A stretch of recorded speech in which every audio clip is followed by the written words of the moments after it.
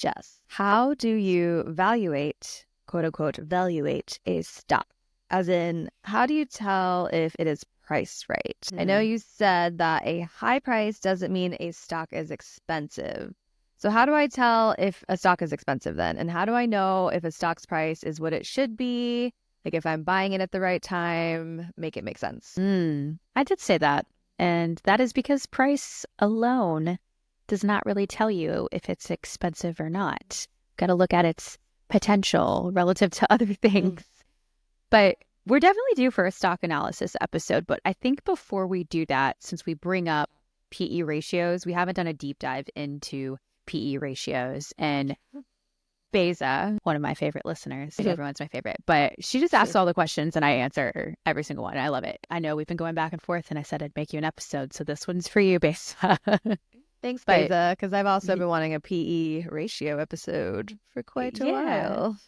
But this is important. If you understand this component really, really well, it sets you up for future success when you get into stock picking and even picking ETFs as well, because we can look at it all together in sectors. But it helps you understand if something is overvalued, undervalued, expensive, or cheap. You need to be able to spot it. And you need to spot the stock's potential. And more importantly, what the market thinks its potential is. The market's its own organism. Yes, it is. So I'm going to learn how to numerically see a stock's potential then? Yeah, that's right. Okay. Here we go. You're listening to Market MakeHer, the self-directed investing education podcast on a mission to make you an informed self-directed investor. We break down how the stock market works from her perspective. That's us. We're her. But all genders and non-binary folks are welcome here. Jess and I are here to demystify the world of investing for you, teacher-learner style. All of our episodes are in 3 categories. We have educate and explain. We explain how things work to make it make sense. We call this your foundation. We want a strong foundation. Then 2, apply and put it to work. This is where we move from education to edu-action. We literally show you what buttons to click on your brokerage firm and explain it all along the way. And 3, we keep it current, where we talk about what's happening in the market, why it matters, and how it could impact your portfolio. We also do that on our new newsletter and our new AI episode. Check it out. And today, we are educating and explaining. So we're your hosts. I'm Jessie Denui. My job is to ask questions, remain curious, and make sure there is no financial jargon. And I'm Jessica Inskip. I act as the teacher or finance expert, as we like to call it. I have a hard time calling myself an expert. I don't know why, but I've worked in finance for 15 years. Provide market commentary on CNBC, Fox Business, Yahoo Finance, and the Schwab Network, TikTok, everywhere. Yeah, you're all over the place. All the places. And we're joined again by Darling Lady Darla, which is my dog. All right, PE ratios. I'm so excited for this one. Me too. I still don't understand them. I keep trying to figure it out. And I think I need to know a deep dive rabbit hole level of info to finally understand it. And I'm sure that's what's going to happen today. That is exactly what's going to happen. All right, let's talk about what a stock price is first before we do that. I think that's the foundation. So we know that when a company wants to go public, they split their company up into a bunch of tiny little pieces, and then that becomes the stock price. So if you take the stock price times the tiny little pieces, or the shares outstanding, that's the company's market capitalization, right? Tracking so far? How do we know if that whole value is actually worth what the company should be worth? Let's say you have a company and for simplistic terms is worth $100,000. How is it worth $100,000? That's the question we're asking and answering with PE ratio, because PE ratio is just the price divided by earnings. That's the math. Oh, price divided by earnings. PE, got it. Okay. Yes. And so it may sound intimidating. It's a fundamental piece, literally fundamental analysis. Everything's in the name. $10,000 a month. So $120,000 a year. Is your company worth $120,000? That's just its earnings. What's its growth potential? Where do you evaluate that? So we may say something is trading, and we'll bring this all back together as well. But I will say this very often.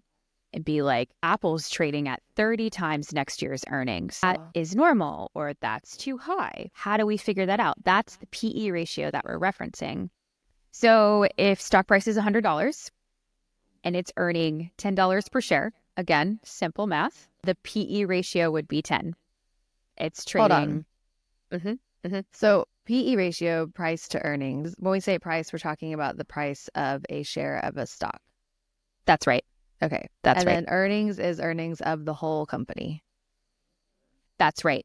So, and but it's quarterly earnings or yearly or like what are we looking at? We would look at annually. Annually. Okay. So what's their annual? And there's two ways. And this is the way you'll see it on your brokerage firm. You might see something that says TTM. That means trailing 12 months. So the last 12, so that's in the past. And then you might see FY with a number. That means forward year 2025 or forward year 2026. That's why I say with a number. And I want to see it with a number. Otherwise, I would say fiscal year, which would be looking backwards. Oh. Okay. So if it's FY with a number, that's forward year, like looking a year in advance? That's right. So that's its potential, which is the more important one. I look at that one, and it's honestly a little bit harder to find on your brokerage firm. So I want to make sure that you know what you're looking for. So if it says like FY 2025, then it would show a number for earnings potential for 2025. Is that what that is? Yeah, because analysts will say, I expect Apple to make XYZ per share next year. Okay. That's its earnings potential. But how do you compare that with something else? It's not just, oh, okay, Apple is expected to make $5 per share, and its competitor, I guess Google would be in a way. So Apple has projected forward year earnings of $5 per share. This is hypothetical, not real. And Google had projected earnings of $6 per share. But if Google's trading like relatively, it could, even though it has more earnings, Apple might be better priced. Do you see what I mean? So that's what we're going to look at all together. And I'm still going to break that down further. Yeah, because when we like EPS is earnings per share. And I'm just realizing now that like, okay, when we say earnings per share, is that like the stock price or is that something else? That is saying for one share of stock that you own, you should expect this much of earnings. Like how much you can potentially make off of that share in how long in a year? Well, it depends on which PE ratio you're looking at. Okay. Actually. So earnings per and what earnings you're looking at. So when you look at earnings, they're reported quarterly. Yeah. We're in report card season now, so earnings season. That earnings per share would be a quarterly number. So when you look at it all together for the last 4 quarters, that's how much the potential earnings or the actual earnings for the last year. Going forward, you would say this is how much per share I'm expected to earn. That's its growth potential. Okay. Based on like forecasted sales.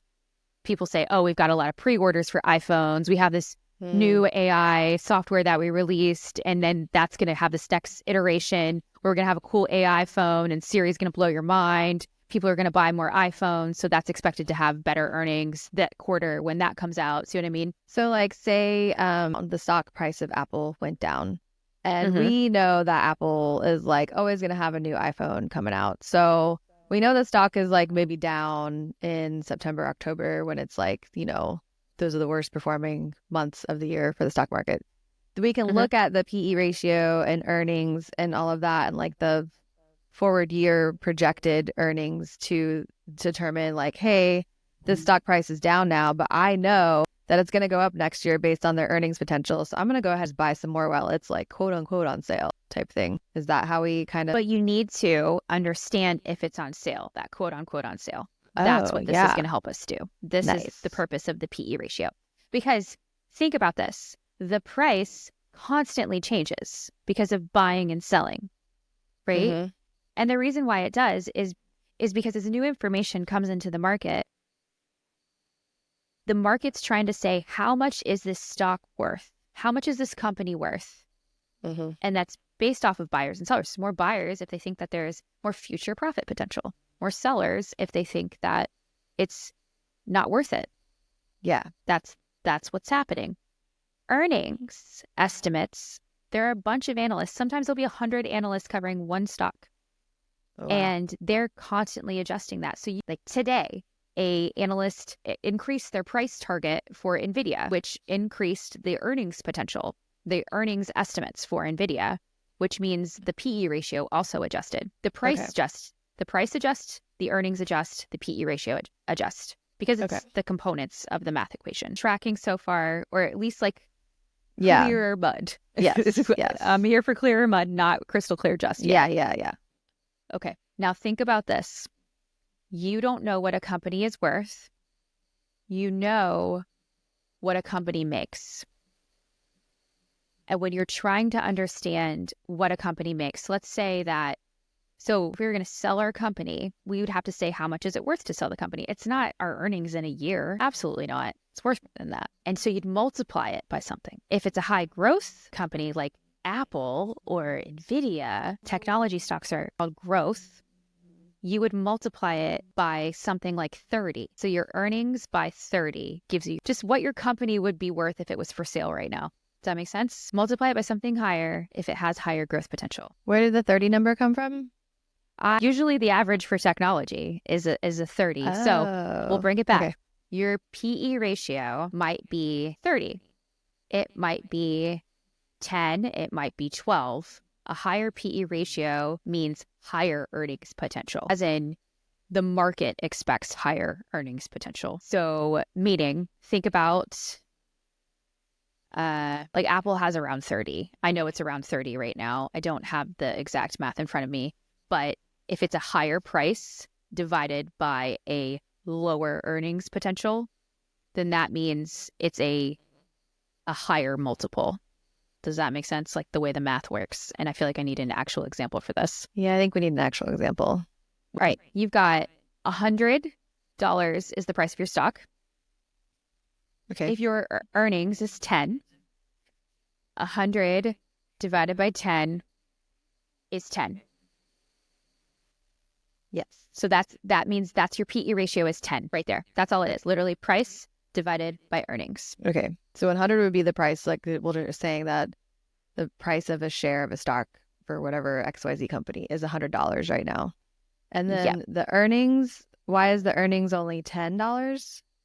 That would be that's its earnings potential that analysts expect, or that's looking at the past 12 months. So that's just a number that I grabbed. But why would it be low? So they're saying if the price of the share is 100, but the earnings is only going to be 10 per share, is that like 10 extra dollars? That means that in the past 4 quarters, it's made $10 per share. That's what it's reported. Okay. So like if I bought this share 4 quarters ago, it was like $40 cheaper, basically. It should have been, but it always trades. It's always forward looking, so it's always thinking ahead. Gotta remember the market is always thinking ahead, and that's where this terms pull forward earnings means, as we think really, and people are concerned with that with AI. Are they pulling forward these earnings that are too far out that we haven't seen yet? Which like how much more are they able to innovate? And this is why price changes all the time. This is why the stock market's moving constantly. Is that right there? That concept.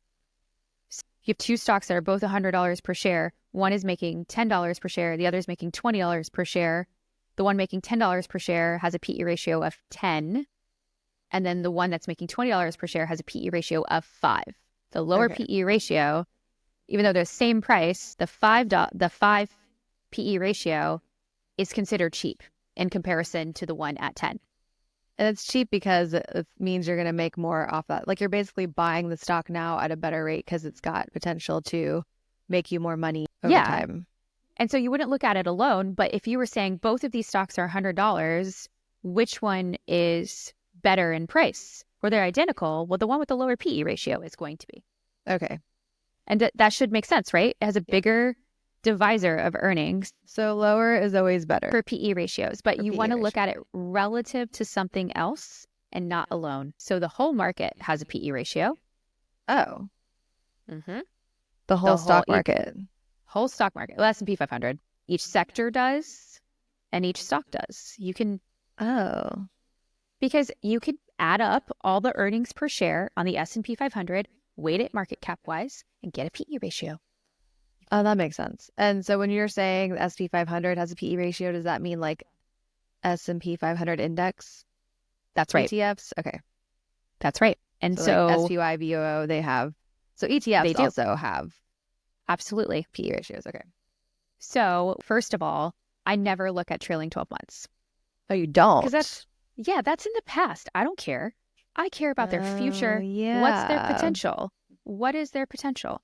And normally the past is going to be super high in comparison to the future. Is it because when we're looking at projected earnings, the analysts like try not to project too high, like overvalue it? Sometimes, yeah, because companies beat earnings a lot.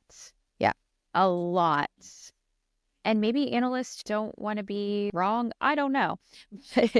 It's like not setting the goal. Like any company I've worked at, they've had their annual goals, right? What's the annual goal? And then how is the marketing department going to tie into that goal and help bring that X amount of revenue for the bigger goal of like the company? Absolutely. So every company has that. It's like the same. We go back to those SMART goals. When I'm doing SMART goals for myself for the year for whatever job I have, you want it to be measurable, achievable. Like you don't want it to be too high because then if you don't reach it, your review is going to be bad. So Absolutely. I'm sure that's like part of the methodology. That is to an extent, of coming up with what the earnings are and the earnings potential. So that's why I want to look at forward year. I could look at and see if you hit or missed earnings to understand if you met your goals, whereas past PE ratio is not going to tell me that. I would rather know if you met your goals or exceeded them. And then I'll look at your PE ratio for the forward year. And then I would compare it to the market. I'd compare it to the sector because of growth potential. Tech stocks are going to have a higher PE ratio.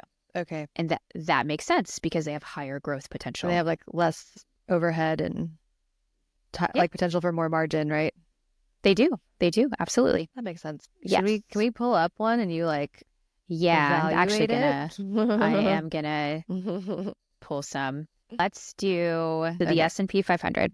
SPY that would be the same as well, but just the S&P 500, the index. SPY is an ETF that is a solution for you to buy that index because you can't buy them directly. Wait, how do you just look at S&P 500? I'm pulling this one up on CNBC.com. We've done that before. Apple is trading at 32 times next year's earnings, and the technology sector is trading at 33 times next year's earnings. So really, Apple is underpriced in comparison to the technology sector. What was Apple's again? 32. And then S&P 500 is 28. 28. Yep. So I would want to look at the overall market. What is it in comparison to the market? What is it in comparison to its sector as well?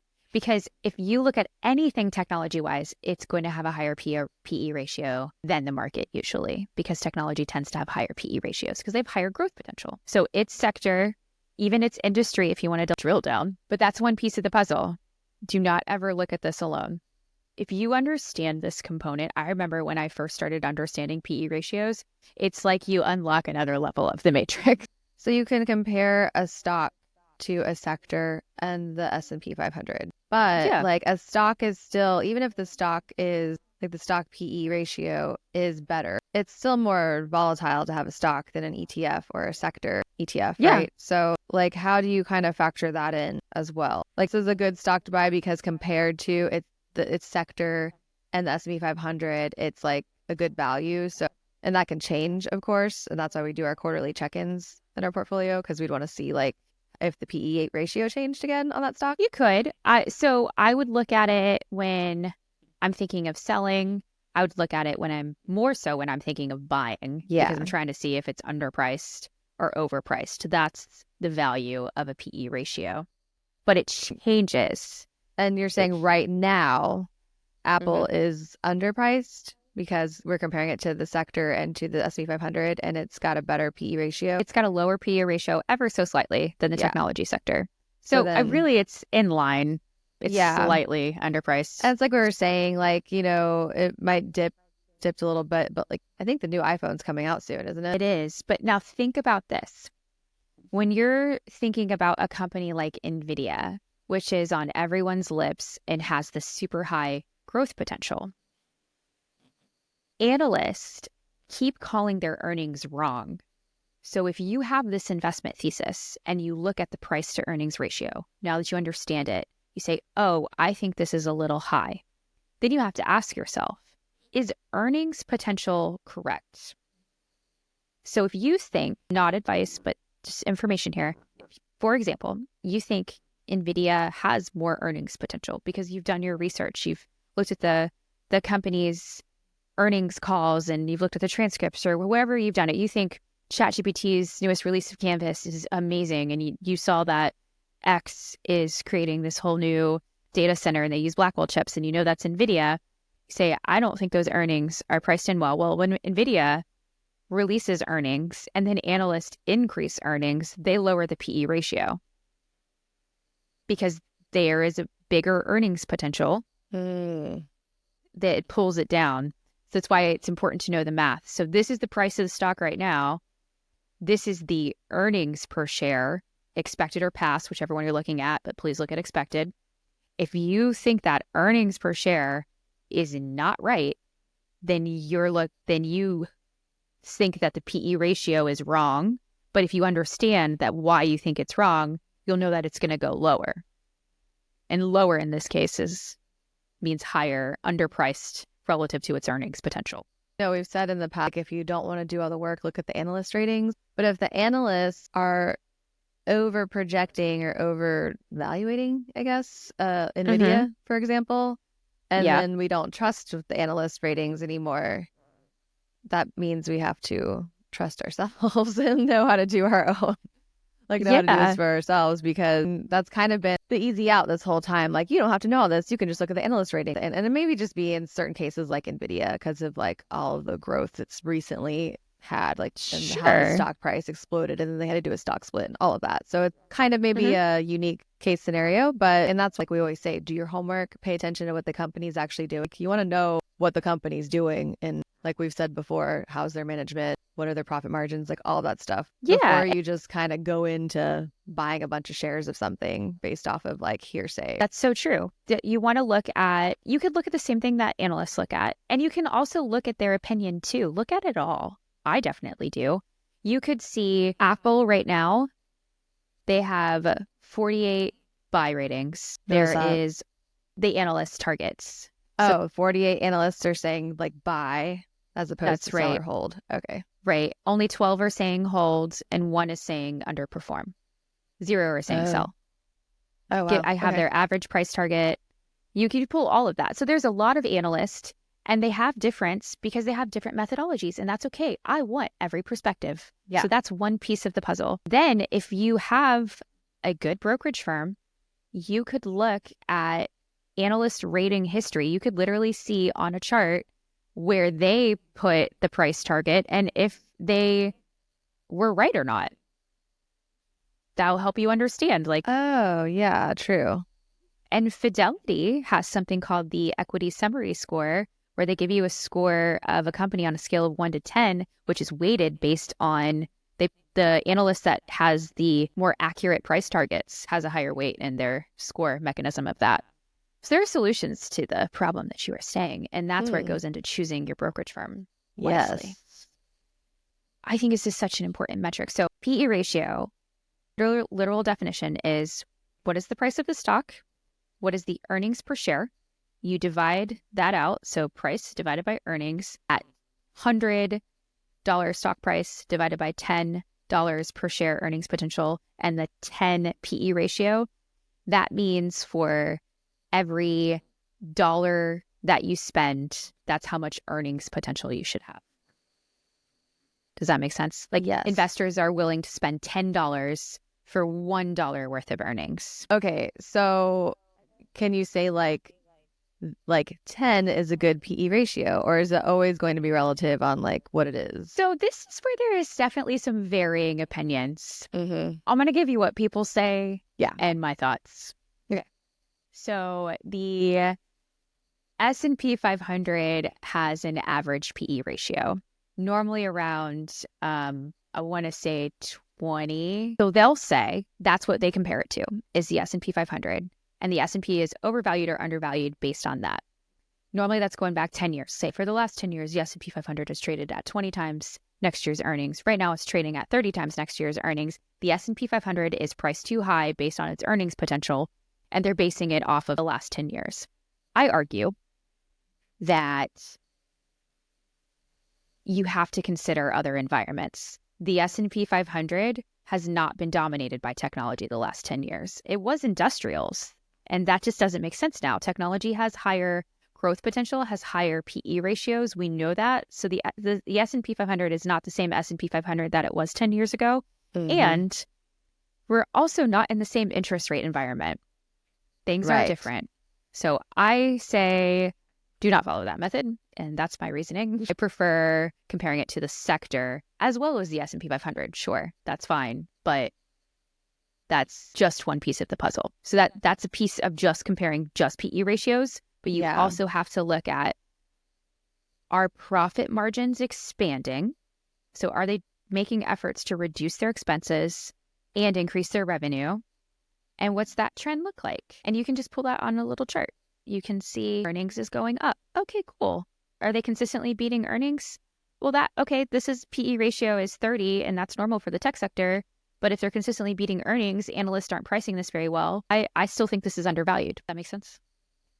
When would you think it was overvalued? If analysts are over-projecting earnings too much and you're thinking like they're overvaluing it, so it might not make as many earnings per share as they're saying it will?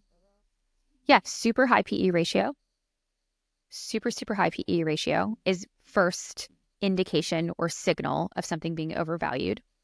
To double check that, you can look at the past earnings each quarter. Did they miss it?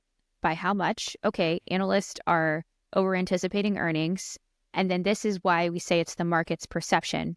So analysts are going to set the earnings piece. The market sets the price piece.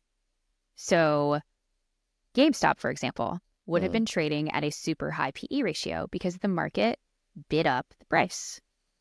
There was a lot of buys to make the price go up to an extremely high price that made 0 sense. You look at that to the earnings potential, and a high number makes the divisor go up, or a high number will make what's the correct math word? The answer to the equation. See, does that make sense? So people do that with Tesla all the time because they think it has huge earnings potential. People buy a ton of Tesla. Tesla shoots up, a high beta stock. You're saying, how do I compare it to something that moves more than the market? Yeah. So if it's moving more than the market, then the market might be overpricing it. And then so the Tesla stock would say like it has a beta of like 2 or something. So the market has a beta of 1, as you know. Do you want to explain beta while I bring up Tesla? Yes. So market has a beta of 1.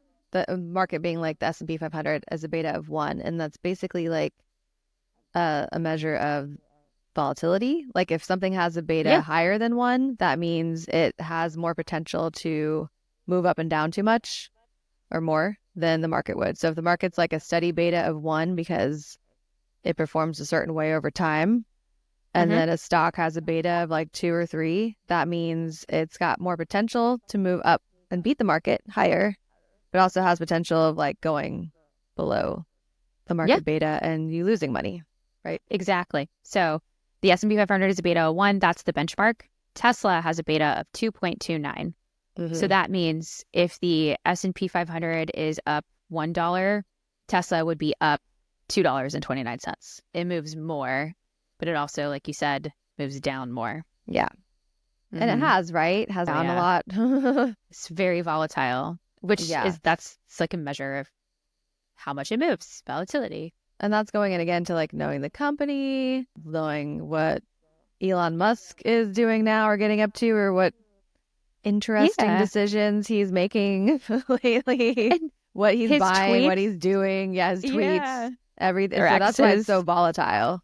His yeets. I really think we should just call him yeets. I don't know why I love that. But Tesla's forward PE ratio is 88.